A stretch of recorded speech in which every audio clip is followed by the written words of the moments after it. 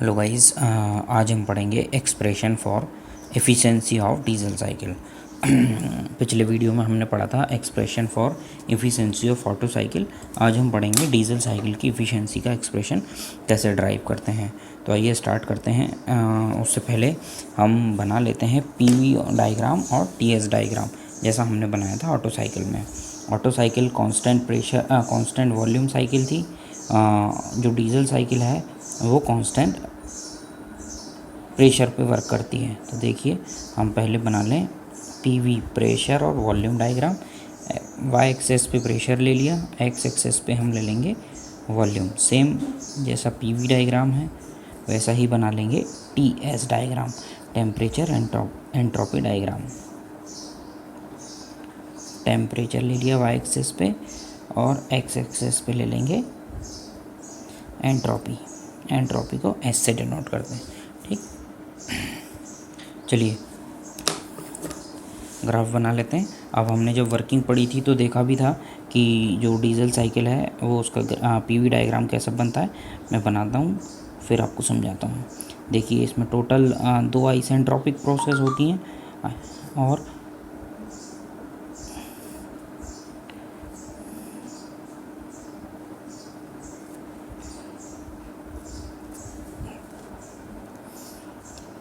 Process 1 to 2 isentropic compression, 2 to 3 constant pressure heat addition, 3 to 4 isentropic expansion और 4 to 1 constant volume heat rejection process.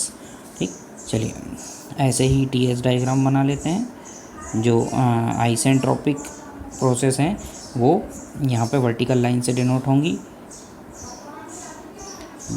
PV diagram में जो isentropic process है मतलब 1 2 और 3 4, जो 1 2 3 4 हैं वो यहाँ पे वर्टिकल लाइन से डिनोट होगी। 1 2 कांस्टेंट एंट्रोपी, आइसेंट्रोपिक का मतलब एंट्रोपी कांस्टेंट है।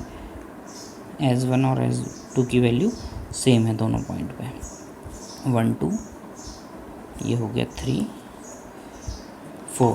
ठीक, ये हो गया पीवी और टीएस डायग्राम। ये हो जाएगा कांस्टेंट प्रेशर हीट एडिशन मतलब हीट सप्लाइड। यहाँ हो जाएगा कांस्टेंट वॉल्यूम हीट रिजेक्शन, तब ये हो जाएगा क्यू। और ये हो जाएगा आइसेंट्रोपिक कंप्रेशन, ये हो जाएगा आइसेंट्रोपिक एक्सपांशन। ठीक, ये जो दोनों प्रोसेस हैं, ये वाली और ये वाली प्रोसेस ये है isentropic process. Isentropic process, isentropic process. चलिए, आई होप आपको दिखाई दे रहा होगा, सुनाई भी दे रहा होगा। ठीक, 1 to 2 isentropic compression, 2 to 3 constant pressure heat addition, 3 to 4 isentropic expansion, 4 to 1 constant volume heat rejection. तो ये हो गया पीवी डायग्राम और ये हो गया टीएस डायग्राम। ठीक, ये ऐसा ही यहाँ पे भी बनाया जा सकता है। जैसे टीएस डायग्राम 2 to 3 में हीट एडिशन हो रहा है, हीट एडिशन हो जाएगा। 3 to 4 एक्सपांशन है,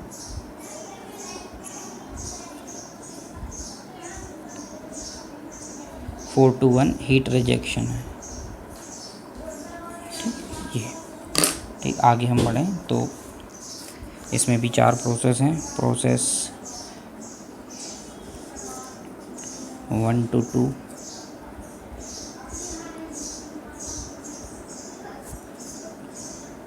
आइसेंट्रोपिक कंप्रेशन या एडियाबैटिक कंप्रेशन। ठीक, process 2 to 3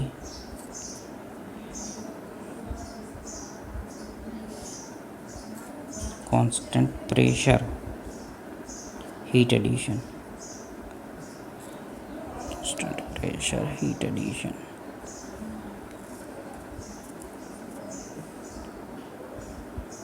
process 3 to 4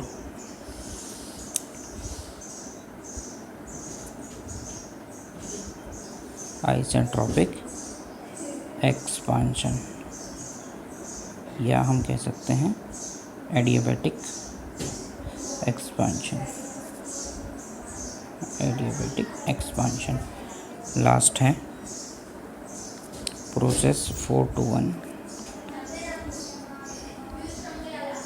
constant volume heat rejection, heat rejection. ये हैं चारों प्रोसेस। ये ऑटो साइकिल में भी थी। ऑटो साइकिल में कांस्टेंट प्रेशर हीट एडिशन की जगह कांस्टेंट वॉल्यूम हीट एडिशन ही होता है। ठीक, तो ये हैं इसकी प्रोसेसेस। चलिए अब हम एफिशिएंसी ड्राइव करने के लिए आगे बढ़ें। तो एफिशिएंसी होती है डीजल साइकिल की एफिशिएंसी होती है work done upon heat supplied, मतलब कितनी हीट सप्लाइड की थी और कितना काम हुआ हीट सप्लाइड। अब यदि हमें वर्क डन और हीट सप्लाइड मालूम हो तो हम इसकी एफिशिएंसी निकाल सकते हैं डीजल साइकिल की। चलिए नेक्स्ट वर्क डन देखें। तो यदि वर्क डन होता है हीट सप्लाइड या heat addition, heat supplied minus heat rejection, heat rejection, जितना हीट सप्लाई किया था उसमें से कितनी हीट रिजेक्ट हुई वो माइनस कर देंगे तो हमें वर्क डन मिल जाएगा। इसको हम डिनोट करते हैं QS से, डायग्राम में कर रखा है supplied minus QR, work done, work done. ठीक, नाउ फ्रॉम प्रोसेस, ठीक, अब हम निकाल लेते हैं हीट एडिशन और heat rejection. Now from process heat addition हो रहा है 2 to 3 में, प्रोसेस 2 to 3 में हीट एडिशन हो रहा है। तो नाउ फ्रॉम प्रोसेस 2 to 3, अब 2 to 3 है कौन सी, constant pressure, constant pressure heat addition. ठीक, तो जो QS है वो होगा heat MC delta T, M mass, C calorific value, delta T। अब पिछली जो वीडियो था ऑटो साइकिल उसमें कांस्टेंट वॉल्यूम था, तो ये जो थी कैलोरीफिक वैल्यू CV था, यहाँ पे कांस्टेंट प्रेशर है इसलिए ये हो जाएगा MCP डेल्टा T। इसको हम लिख सकते हैं MCP delta T 2 to 3, T3 minus higher temperature minus lower temperature, 2 3, higher temperature है T3, T2 लोअर टेम्परेचर है, तो ये हो गया। अब हम लिख सकते हैं फॉर 1 kg ऑफ मास। ठीक, यदि हम कंसीडर करें m is equal to 1 kg, एक 1 kg के लिए यदि हम डेरिवेशन डराइव करें तो ये हो जाएगा heat supplied CP T3 minus T2। ठीक, सिमिलरली यदि हम हीट रिजेक्शन निकालें फ्रॉम, सिमिलरली कौन सी प्रोसेस है heat rejection, 4 to 1, from process 4 to 1, 4 to 1 कौन सी प्रोसेस है, कांस्टेंट वॉल्यूम हीट रिजेक्शन,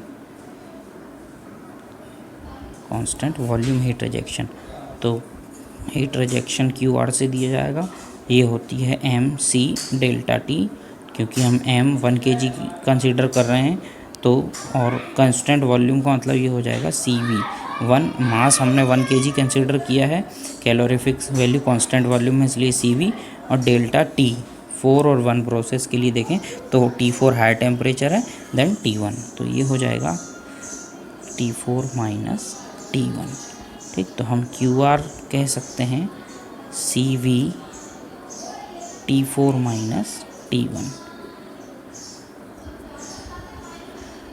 ये हो गया हीट रिजेक्शन। अब यदि हम एफिशिएंसी देखें, नाउ एफिशिएंसी डीजल साइकिल की, तो वो होती है, अभी हमने लिखा है efficiency work done upon heat supplied. Efficiency हम लिख सकते हैं, एफिशिएंसी होती है work done upon heat supplied. मतलब हम लिख सकते हैं वर्क डन होता है heat supplied minus heat rejection upon heat supplied. ठीक, तो हम इसको लिख सकते हैं 1 minus heat rejection upon heat supplied. ठीक, एफिशिएंसी।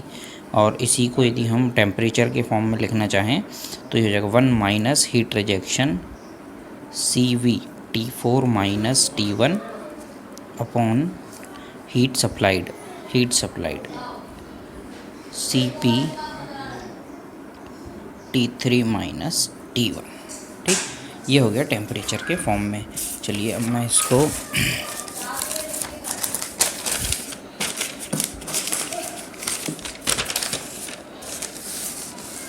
ठीक, चलो एफिशिएंसी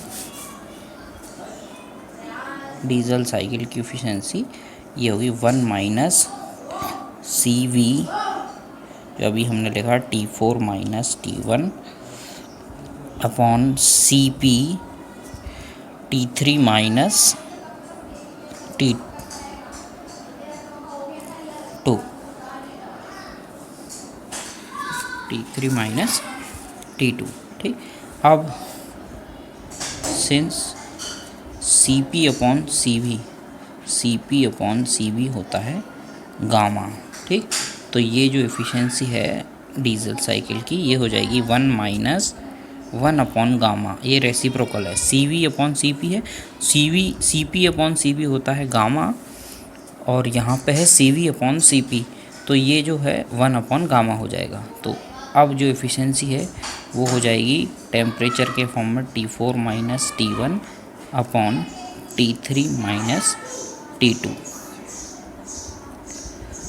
ठीक, ये हो गया टेम्परेचर के फॉर्म में एफिशिएंसी। यदि हमें चारों पॉइंट्स पर टेम्परेचर मालूम है तो हम डीजल साइकिल की एफिशिएंसी निकाल सकते हैं। इसको मैं बोल देता हूँ इक्वेशन 1। ठीक, ये निकल गई एफिशिएंसी टेम्परेचर के फॉर्म्स में। यदि हमें सारी पॉइंट्स पर टेम्परेचर मालूम है तो हम डीजल साइकिल की एफिशिएंसी निकाल सकते हैं। ठीक, अब यदि हम सारे temperatures T1 T2 T3 T4 की वैल्यू यदि इसमें पुट कर दें तो हमें एफिशिएंसी निकल आएगी। चलिए हम आगे बढ़ते हैं। यदि हमें टेम्परेचर ना दिया हो तब हमें एफिशिएंसी कैसे निकालना है, तो एक काम करते हैं, हम सारे टेम्परेचर T1 को छोड़ के T2 T3 और T4 की जो वैल्यू है वो T1 के फॉर्म में निकाल लेते हैं। फिर उसके बाद हम इसमें पुट करके इसको एफिशिएंसी का एक्सप्रेशन ड्राइव कर लेंगे। तो चलिए आगे बढ़ते हैं। नाउ फ्रॉम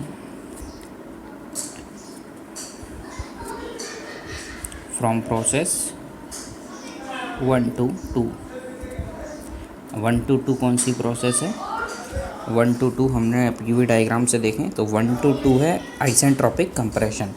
तो 1 to 2 जो प्रोसेस है, now process from 1 to 2 process है आइसेंट्रोपिक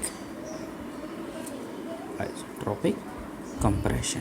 ठीक, मतलब हम कह सकते हैं आइसेंट्रोपिक प्रोसेस के लिए T2 अपॉन T1 जो टेम्परेचर है वो इन्वर्सली प्रोपोर्शनल होता है वॉल्यूम के, और उस पर पावर होती है raise to the power gamma minus 1। ये रिलेशन होता है आइसेंट्रोपिक प्रोसेस के लिए।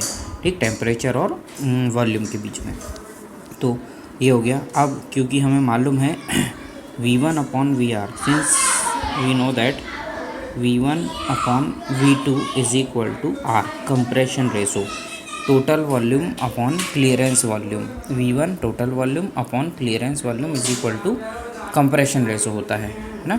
तो हम यहाँ से लिख सकते हैं T2 की value, T2 is equal to T1 into V1 upon V2 को हम लिख सकते हैं R raise to the power gamma minus 1। मुझे सारे टेम्परेचर्स की जो वैल्यूज़ है वो T1 के फॉर्म में निकालने की कोशिश करनी है। तो एक टेम्परेचर निकल गया T2, इसको मैं बोल दूँ इक्वेशन 2। ठीक, अब नेक्स्ट आगे बढ़ें। नेक्स्ट प्रोसेस जो है 1 to 2 के बाद 2 to 3, जो 1 to 2 के बाद 2 to 3 है कांस्टेंट प्रेशर हीट एडिशन। चलिए next process from process 2 to 3, 2 to 3 है constant pressure heat addition, constant pressure heat addition. ठीक, तो कांस्टेंट प्रेशर के लिए हम कह सकते हैं जो PV upon T is equals to constant होता है। ये जो रिलेशन है कांस्टेंट प्रेशर प्रोसेस के लिए ये है। ठीक, तो हम लिख सकते हैं कौन सी है कांस्टेंट प्रेशर, 2 से 3। तो हम ये लिख सकते हैं P2 V2 upon T2 is equal to P3 V3 upon T3। Since pressure is same, मतलब P2 is equal to P3, तो P2 और P3 बराबर है, तो ये कैंसिल आउट हो जाएगा एक दूसरे से। तो यहाँ बचेगा V2, मैं V3 को इधर डिनोमिनेटर में ले आ रहा हूँ, V2 upon V3 is equal to T3 upon T2। ये कह सकते हैं T3 upon T2 is equal to V2 upon V3। अब V2 अपॉन V3, ये V2 अपॉन V3 को कट ऑफ रेशो भी बोलते हैं। क्यों बोलते हैं इस V2 अपॉन V3 को कट ऑफ रेशो? क्योंकि 2 जो ये जो 2 है यहाँ पे ये है, और ये जो V3 है ये, मतलब ये हो गया V3 और ये हो गया V2।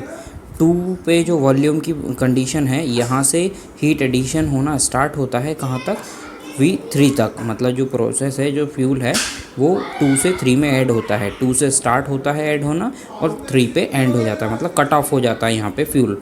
मतलब इसीलिए इसको V3 अपॉन V2 को कट ऑफ रेशो बोलते हैं, क्योंकि 2 से स्टार्ट होता है, वॉल्यूम की जो कंडीशन दिखाई दे रही है 2 पे, यहाँ से V2 पे फ्यूल ऐड होता है और V3 तक कट ऑफ हो जाता है, V3 पे एंड हो जाता है, कट ऑफ हो जाता है। इसलिए इसको बोलते हैं V2 अपॉन V3 को कट ऑफ रेशो। ठीक, तो यहाँ में V3 upon V2 cut off ratio, और इसको डिनोट करते हैं रो से, इसको बोलते हैं कट ऑफ रेशो।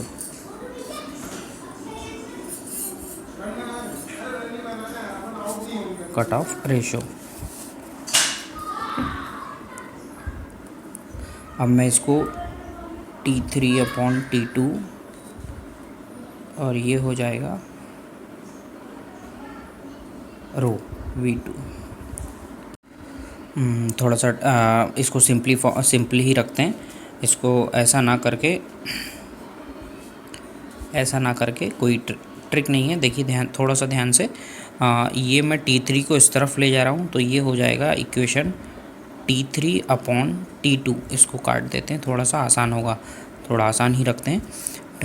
T3 को मैंने यहाँ ले गया और ये जो V2 है यहाँ ले आया है, तो ये इक्वेशन बन जाएगी T3 upon T2 is equal to V3 upon, ये V2 नीचे आ जाएगा, is equal to V3 upon V2। ये थोड़ा ज़्यादा आसान है। ये जो प्रोसेस थी ये यहीं पहुँचते, लेकिन थोड़ा सा टिपिकल हो जाता। तो अब हमने देखा कि V3 अपॉन V2 को हम बोल रहे हैं cut off ratio, V3 upon V2। तो मैं यहाँ से T3 की वैल्यू निकालता हूँ। तो T3 की वैल्यू निकालने के लिए ये जो T2 है इस तरफ मल्टीप्लाई हो जाएगा T2, और V3 अपॉन V2 को बोल रहे हैं कट ऑफ रेशो, जिसको हम डिनोट कर रहे हैं रो से। तो T3 की is equal to T2 into rho. अब हम क्योंकि T2 की वैल्यू इक्वेशन 1 में निकाल चुके हैं T1 के फॉर्म में, इसको नाउ पुट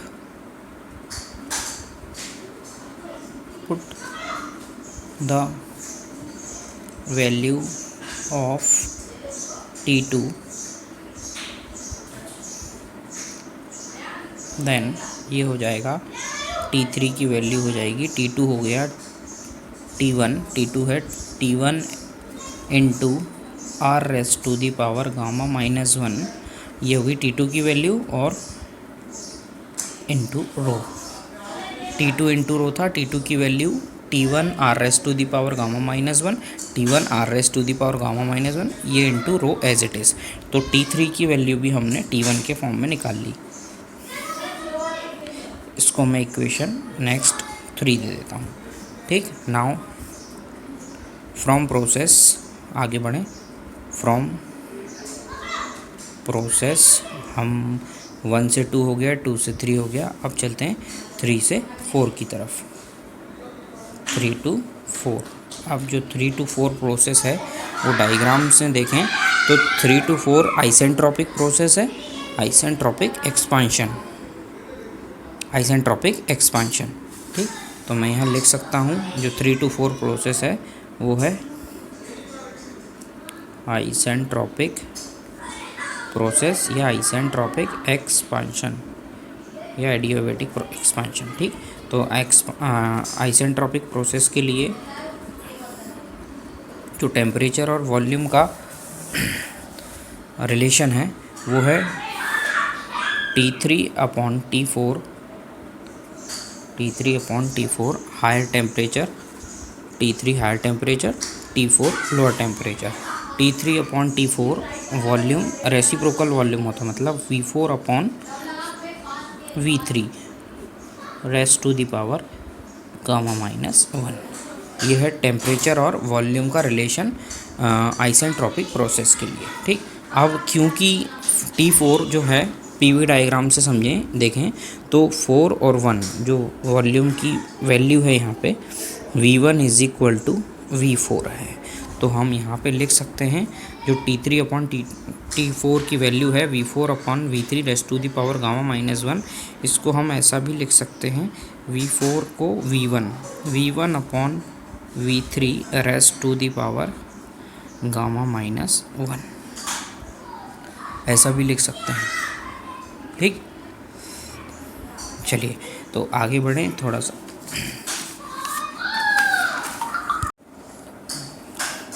ये लिख सकते हैं हम T3/T4 इज इक्वल टू, ये आया था V1/V3 raise to the power gamma minus one.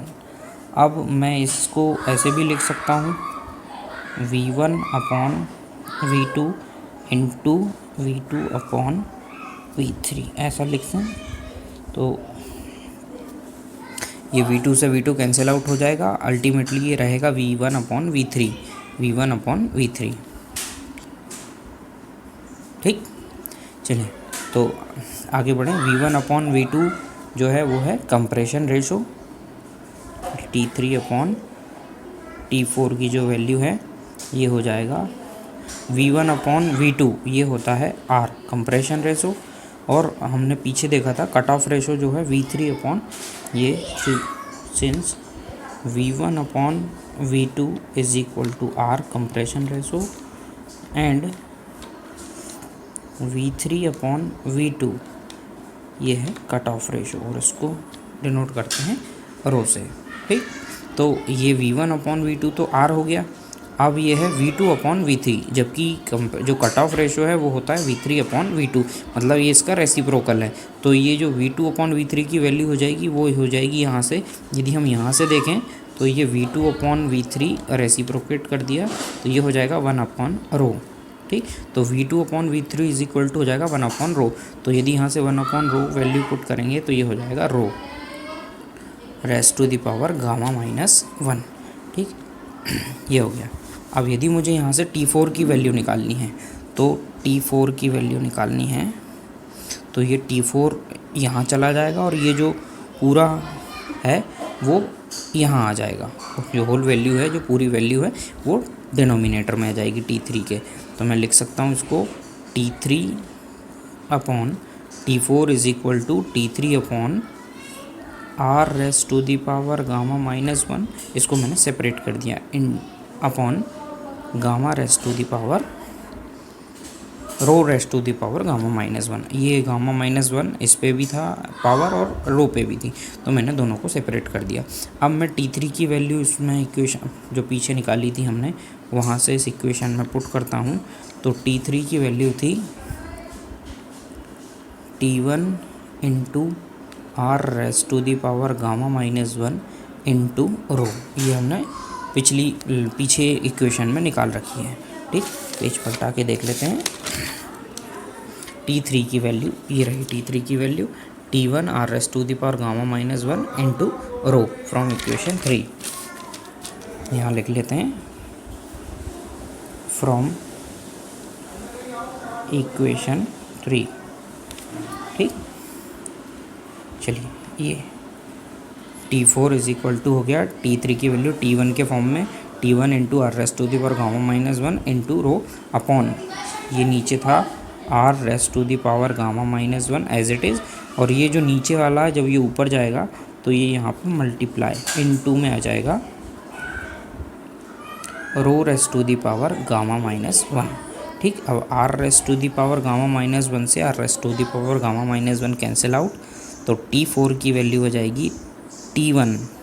ठीक, अब ये रो है और ये रो है raise to the power minus 1 के साथ, तो ये जो पावर है जब मल्टीप्लाई में होता है तो पावर प्लस हो जाती है, तो ये पावर हो जाएगी 1 प्लस गामा माइनस 1, तो 1 से 1 कैंसिल आउट हो जाएगा, तो ये बचेगा केवल रो। नहीं समझ पाए तो ये देखिए, इसकी जो पावर है वो 1 और ये जो है वो प्लस हो जाएगा, मल्टीप्लाई में है तो ये प्लस हो जाएगा, 1 से 1 कैंसिल आउट, तो T4 की वैल्यू हो गई T1 के फॉर्म में रो।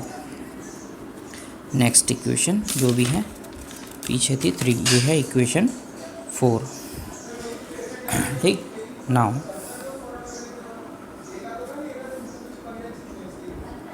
Put values of V2 V3 T2 T3 and T4 in equation 1। Equation 1 थी इफ़िशेंसी,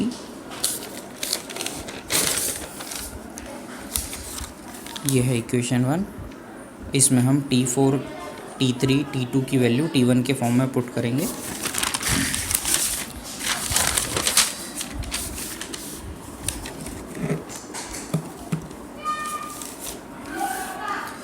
ये तो इक्वेशन थी 1 माइनस 1 अपॉन गामा, इसको बाहर ही रख लेते हैं और अंदर T4 माइनस T1, तो T4 की वैल्यू निकली है T1 रो माइनस ये T1 था, ये as it is upon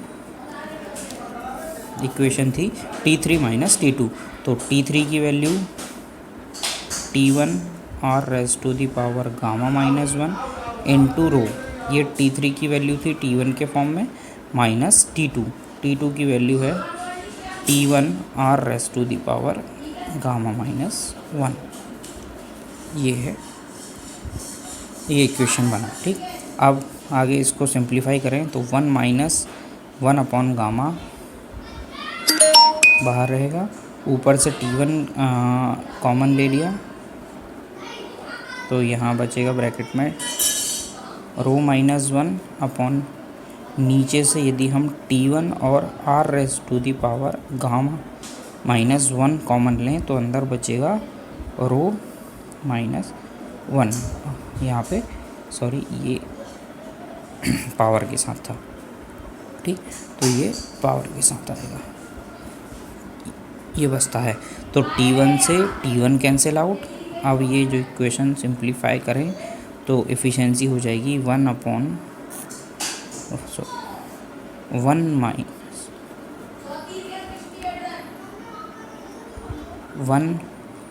minus rho raise to the power gamma minus 1 upon gamma into R raise to the power gamma minus 1, ये हो गई टोटल एफिशिएंसी। ठीक, थोड़ा इसको simplify 1 minus 1 upon R raise to the power gamma minus 1 बाहर रखते हैं और ये जो है gamma rho raise to the power gamma minus 1 rho minus 1, ये हो गई डीजल साइकिल की इफ़िशेंसी। यदि हमें कंप्रेशन रेशो और कट ऑफ रेशो मालूम है तो हम डीजल साइकिल की इफ़िशेंसी निकाल सकते हैं। 1 minus R raise to the power gamma minus one, rho raise to the power gamma minus one upon rho minus one. ये होगी डीजल साइकिल की इफ़िशेंसी। ठीक, तो आई होप आपको समझ में आया होगा एक्सप्रेशन कैसे ड्राइव हुआ है। यदि कोई भी डाउट हो तो कमेंट ज़रूर करें। ठीक, चैनल को यदि आपको लगा हो कि वीडियो हेल्पफुल है तो चैनल को सब्सक्राइब करें। Thank you.